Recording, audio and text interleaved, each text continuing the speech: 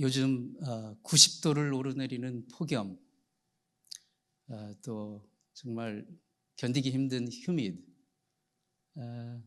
또 지금 이 아프가니스탄 사태가 굉장히 심상치가 않고 좀 전 세계에 어두운 먹구름을 들이고 있고, 그리고 또 이 지금 코로나 바이러스도 백신 접종을 했지만 그럼에도 불구하고 여전히 이 바이러스는 지금 기승을 부리고 있고 꺾이지 않고 있습니다. 특히 우리 학교 개학 시즌인데 젊은 층 또 어린이들에게 급속도로 이렇게 퍼지고 있다는 그런 뉴스를 봅니다. 또 뭐 지진과 홍수 끊이지 않고 일어나고 있는데요.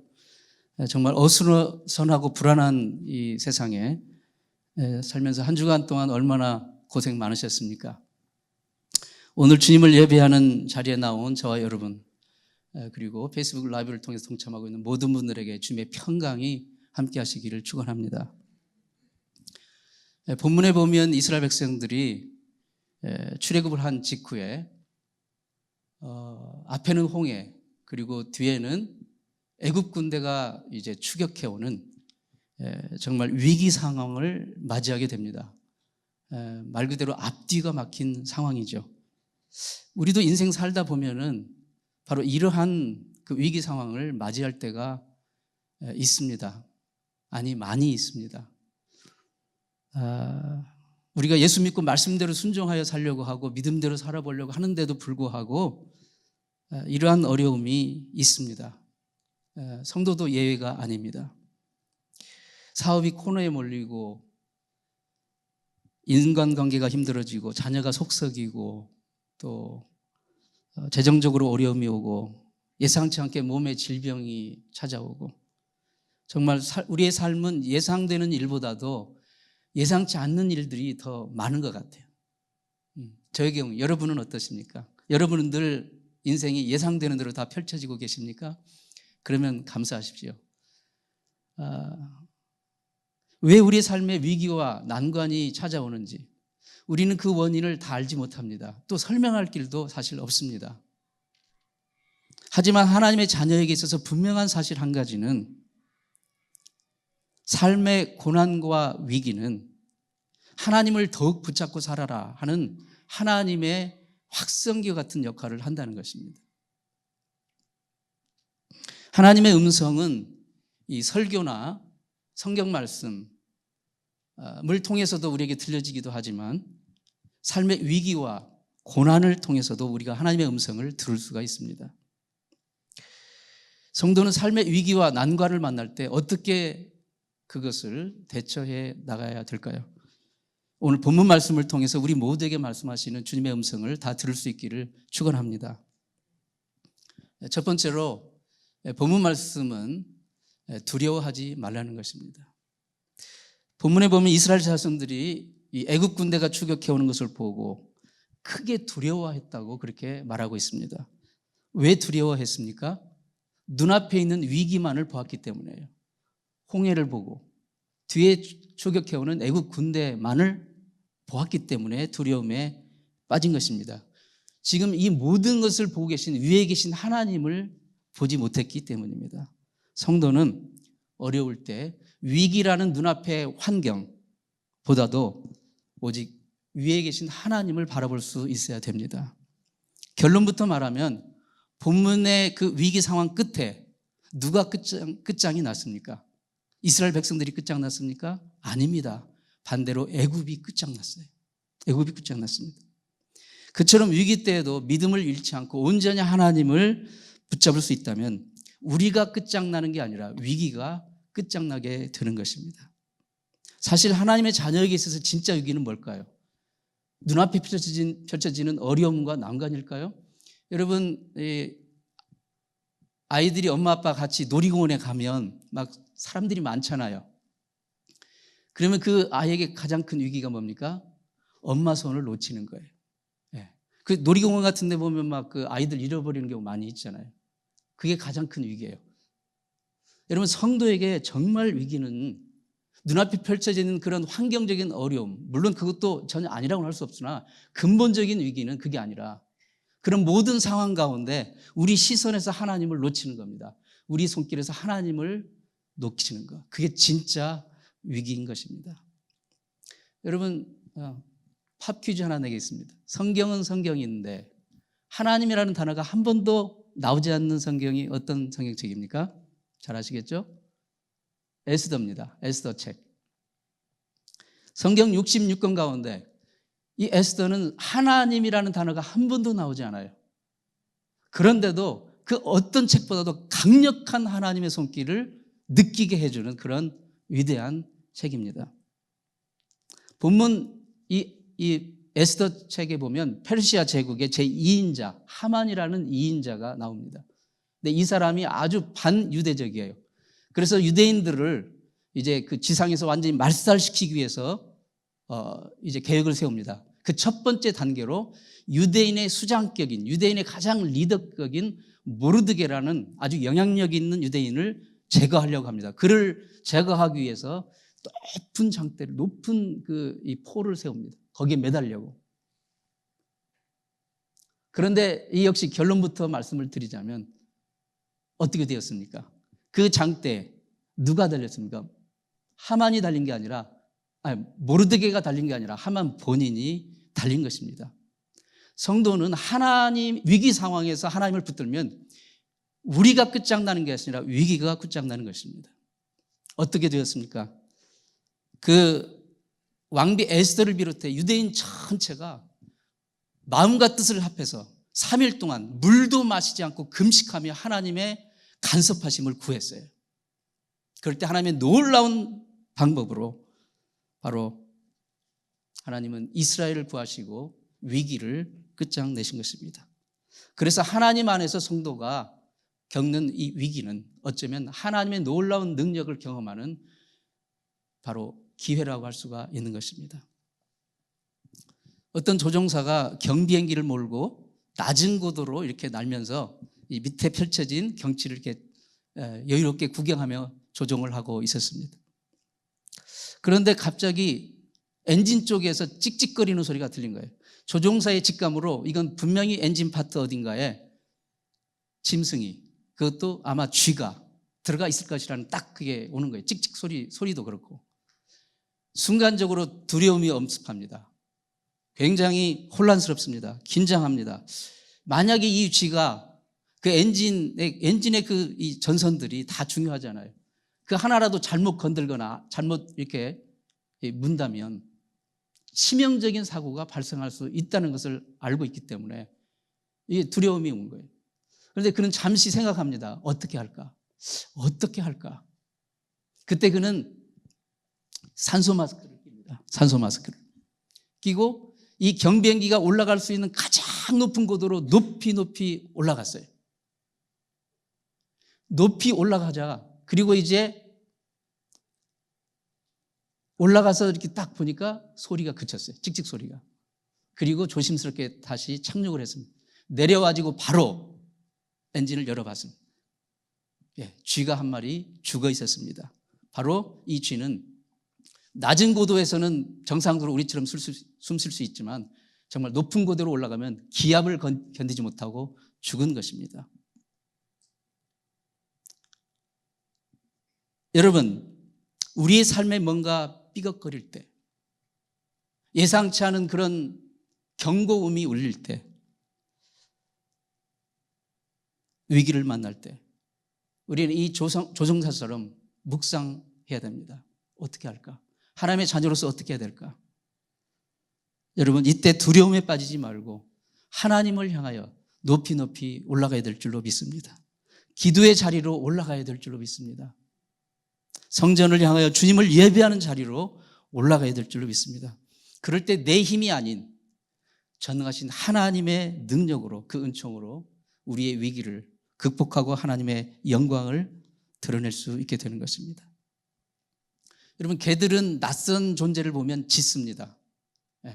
자기 식구들 보면 짖지 않고 이 꼬리를 흔들죠. 그러나 낯선 존재가 딱 눈앞에 보이면 짖습니다. 왜 짖을까요? 두렵기 때문입니다. 걔가 두려운 거예요. 낯선 존재가 보이면 두려운 거예요. 걔에게는 낯선 존재와 마주하는 그 자체가 위기인 거예요. 예. 그래서 소리를 지르면서 선제적으로 방어 태세를 취하는 겁니다. 근데 그런 줄도 모르고, 걔도 지금 두려워서 이거 짖고 있는데 그런 줄도 모르고, 짖는 걔 앞에서 사람인 내가 그걸 두려워가지고 자꾸 두려운 표정을 짓고 두려워하면 걔는 더욱더 공격적으로 나오게 된다는 것입니다. 삶의 위기를 만날 때 두려워 떨며 안절부절하면 마귀는 더욱 신이 나서 더욱 우리를 공격해 들어올 것입니다. 그러나 두려워하지 않고 하나님을 온전히 붙들 수 있다면 마귀는 더 이상 어쩌지 못합니다.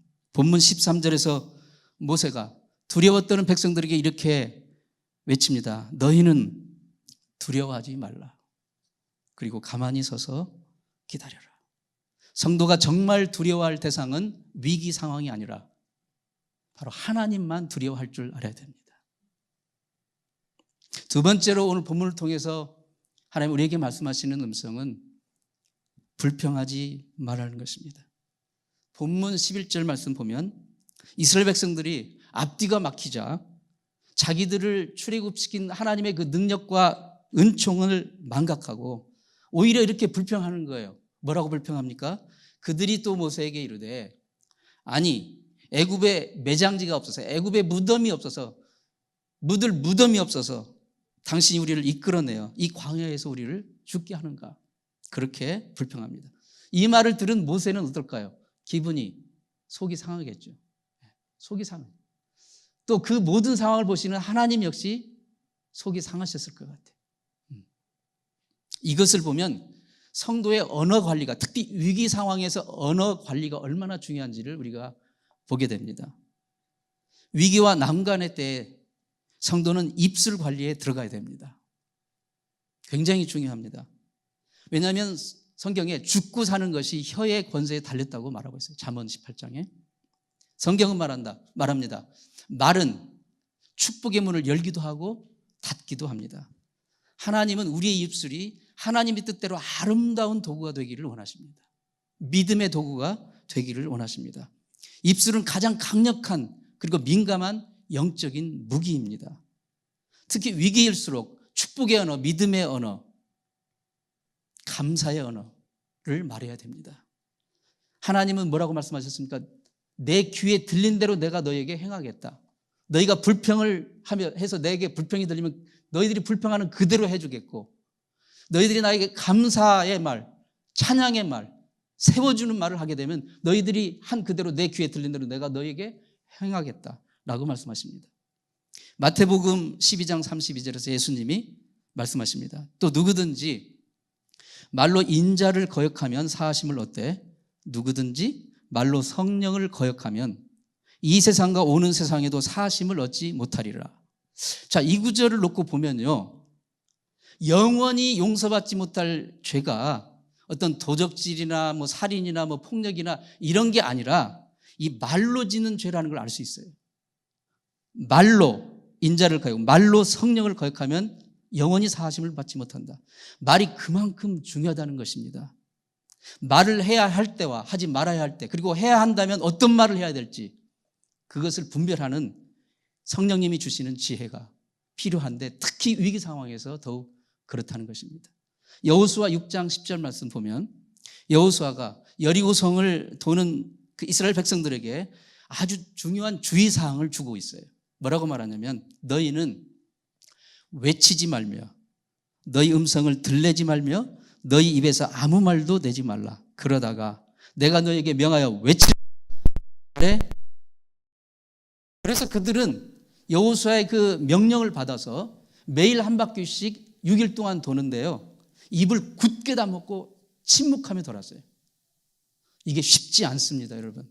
네. 많은 사람이 모여서 행진하는데 굳게 닫고 침묵하면서 한다는 거. 예.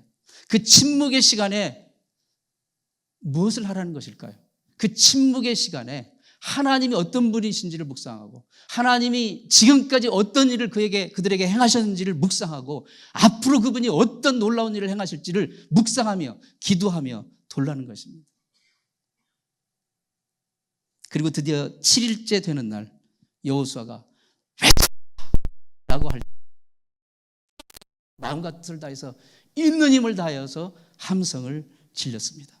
그때 여리고 성벽이 와르르 무너진 것입니다.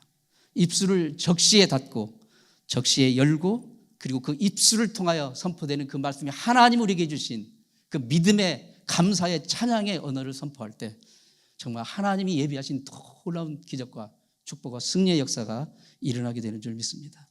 자, 그렇다면 우리가 이 말을 어떻게 아름다운 정말 창조의 언어로 바꿀 수 있을까요? 믿음의 언어로 바꿀 수 있을까요?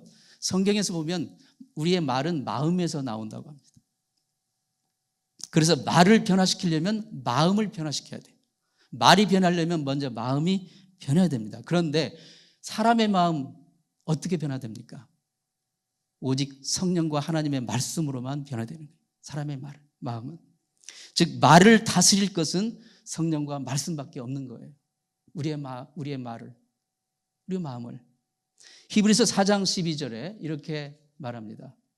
하나님의 말씀은 살아있고 활력이 있어 좌우의 날선 어떤 검보다도 예리하여 혼과 영과 관절과 골수를 찔러 쪼개기까지 하며 또 마음의 생각과 뜻을 판단하나니. 하나님의 말씀이 들어와야 마음이 변하고 마음이 변해야 말이 변하고 말이 변해야 인생이 변하는 것입니다. 성도는 위기의 시간에 정말 영적으로 입술 관리에 들어가야 됩니다. 특히 감사의 말, 세워주는 말, 믿음의 말을 선포할 수 있는 저와 여러분 되시기를 축원합니다. 오늘 본문을 통하여 하나님 우리에게 들려주시는 그 음성은 과거에 매달리지 말라는 것입니다. 본문 12절에 이스라엘 백성들이 모세에게 믿음과는 반대되는 말을 막 쏟아붓고 있어요. 본문 12절 말씀 보겠습니다. 우리가 애굽에서 당신에게 이르기를. 그러니까 출애굽하기 전에 이스라엘 백성들이 모세에게 이렇게 말을 했다는 거예요. 우리를 좀 내버려두라. Leave us alone. 우리가 애굽 사람을 섬길 것이라 하지 아니하더냐. 애굽 사람을 섬기는 것이 광야에서 이렇게 죽는 것보다 낫겠다. 지금 이런 믿음과는 정반대되는 언어를 쏟아붓고 있습니다. 여러분, 하나님의 은혜로 지금과 중상 광야의 현실이 지금 눈앞에 펼쳐진 현실이 어려워요. 사실이에요.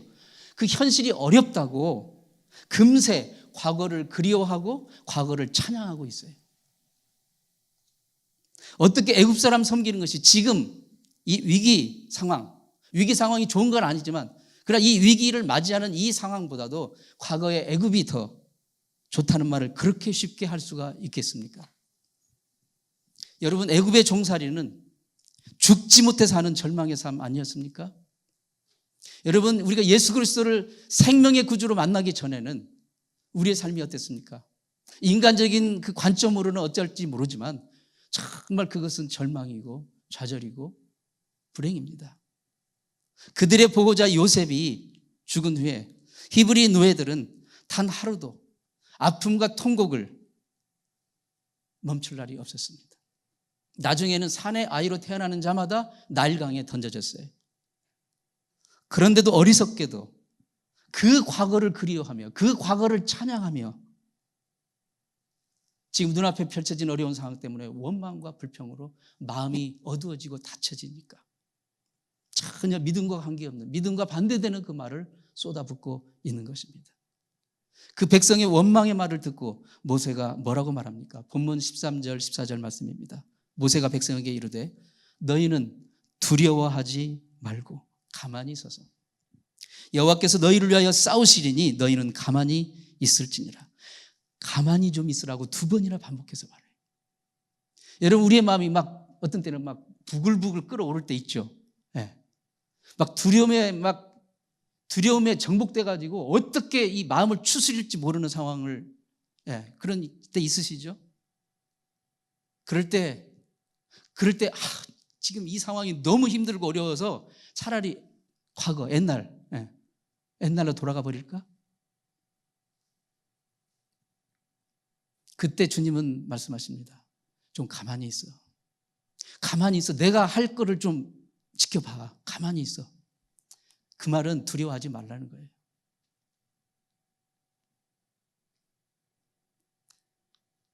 하나님은요, 우리를 통해 일하시기 전에 먼저 우리의 마음을 통해 일하셔요.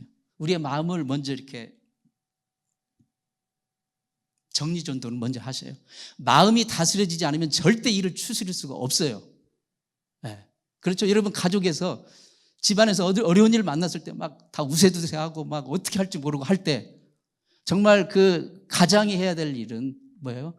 야, 좀 가만히 있어봐. 가만히 있어봐. 마음을 우선 좀 추스리자. 냉수 한 잔 마시고. 그러잖아요. 하나님 앞에 우리가 성도로 살아갈 때, 정말 어려움 만날 때, 우리의 마음이 먼저 무너질 때, 마음이 막 혼란스러워서 머리칼 흥그러는 것처럼 흥그러질 때 가만히 좀 있어서 하나님이 우리를 위해 하실 일을 묵상하며 바라보며 기다리는 것. 하나님이 우리 마음을 통해 먼저 일하시기를 내어드릴 수 있기를 바랍니다. 그래서 우리 영혼 안에 감사와 찬양, 하나님을 인정하는 것이 넘치게 되면 하나님은 일하셔요. 우리의 마음이 다스려지면 일하셔요. 한국 드라마 같은 데 보면 그 막장 드라마 많이 있잖아요. 막장 드라마가 인기가 좋으니까. 막장 드라마 보면 결혼은 했는데 자꾸 결혼 전에 옛날 여인을 생각하는 거예요. 자꾸. 그러면 어떻게 돼요? 가정이 파탄나고 불행해질 수밖에 없습니다.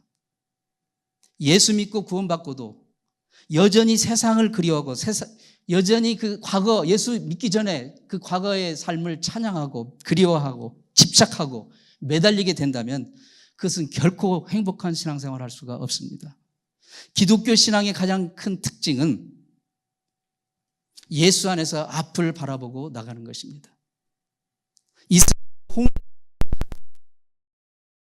바로 모세가 하나님의 말씀을 붙잡고 믿음의 언어로 이스라엘 백성들을 격려해 앞으로 나갈 수 있게 했기 때문입니다. 성도는 서로 믿음의 언어로 서로 격려해야 됩니다. 과거에 매달리지 않고 과거에 집착하지 않고 앞을 바라보는 그 믿음은 반드시 우리 앞에 놓여진 이 위기를 극복하고 절망을 이겨내고 나가게 될 줄 믿습니다. 오늘 본문을 통해서 하나님 우리에게 말씀하시는 그 음성은 더욱더 하나님만을 붙잡으시라는 것입니다. 본문 13절에서 모세가 선포합니다. 너희는 두려워 말고 가만히 서서 여호와께서 오늘날 너희를 위하여 행하시는 구원을 보라. 이 구절을 읽으면 얼마나 안심이 됩니까? 정말 안심되는 말씀 아닙니까? 가만히 서서라는 말씀은 내가 맞는 이 위기와 이 상황을 통해 하나님이 나에게 뭘 보여주기 원하시는가? 하나님 나에게 뭘 말씀하시고 뭘 가르쳐 주길 원하시는가? 그것을 곰곰이 묵상해 보라는 것이에요. 여러분, 호주 옆에 뉴질랜드라는 조그마한 섬나라 있죠? 혹시 가보신 분 계세요? 저도 한번 언젠가 가보고 싶어요. 그렇게 이쁘다, 그렇게 멋있다고 하니까 여러분도 꼭 한 번씩 가보시기 바랍니다. 뭐 제가 뉴질랜드 홍보대사는 아니지만 하도 그림을 보니까 너무 멋있는 거예요. 지상낙원. 네.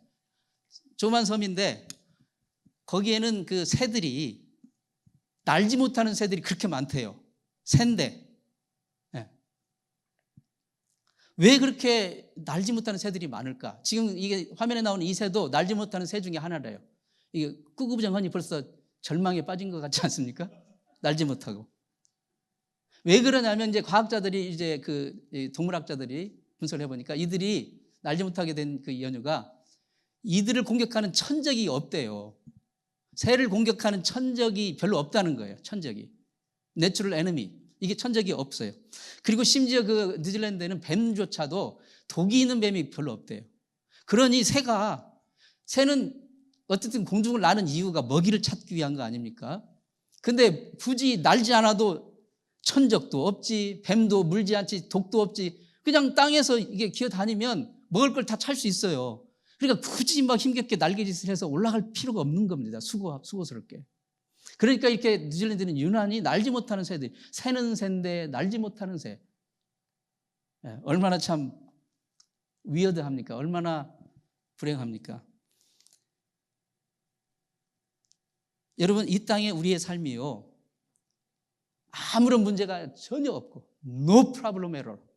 그리고 모든 게 늘 편하고 아무 걱정거리 없고 아프지도 않고 모든 게 뜻대로 다 된다면 여러분, 과연 우리가 정말 천국의 소망을 간절히 사모하게 될까요? 솔직히? 네. 하나님은 왜 이 땅을 살아가는 우리 성도들에게 정말 위기와 도전과 시련의 시간을 허락하실까요?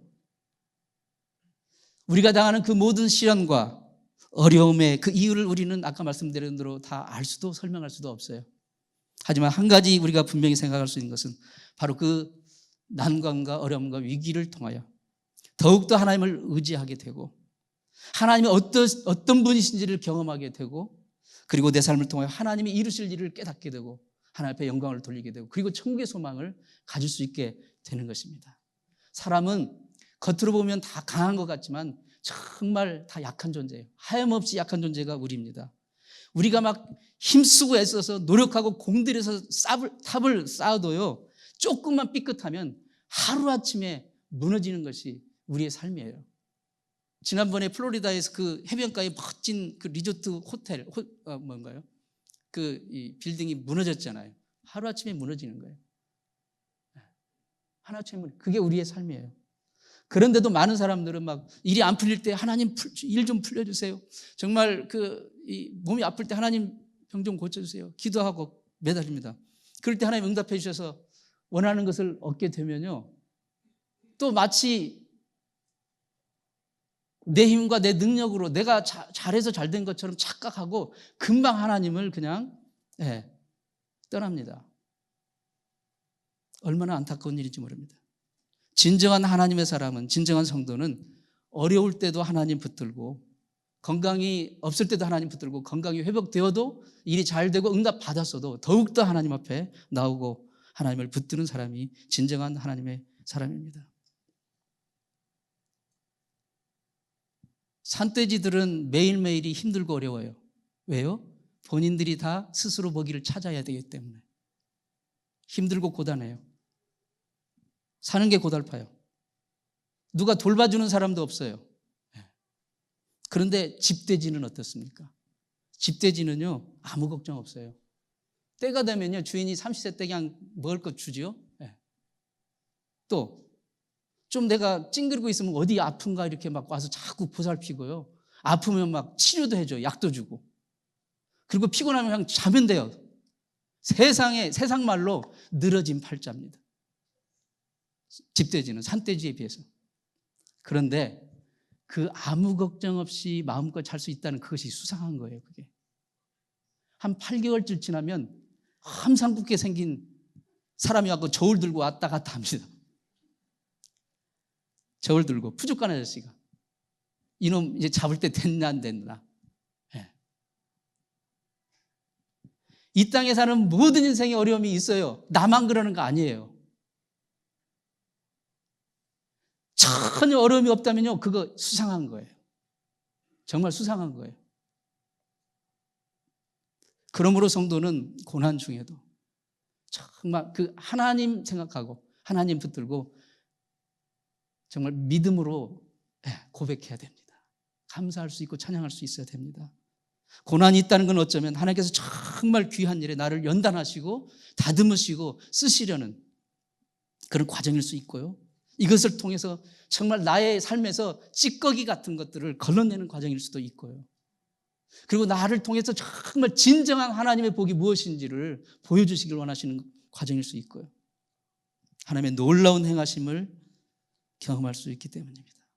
한국 씨름에서 삿발을 놓치면 질 수밖에 없어요. 아무리 힘이 좋아도 삿발을 놓치면 져요. 아무리 바쁘고 힘들어도 주님 붙든 손 놓치면 그게 가장 큰 위기입니다. 그건 질 수밖에 없어요. 굳건한 반석 되신 주님께 우리 디딤발이 떨어지면 안 됩니다. 인생의 위기와 난관을 만날 때 두려워하지 마시고 원망하지 마시고 과거에 매달리지 마시고 오직 하나님만 온전히 붙잡고 나아가 저와 여러분 되기를 진심으로 축원합니다.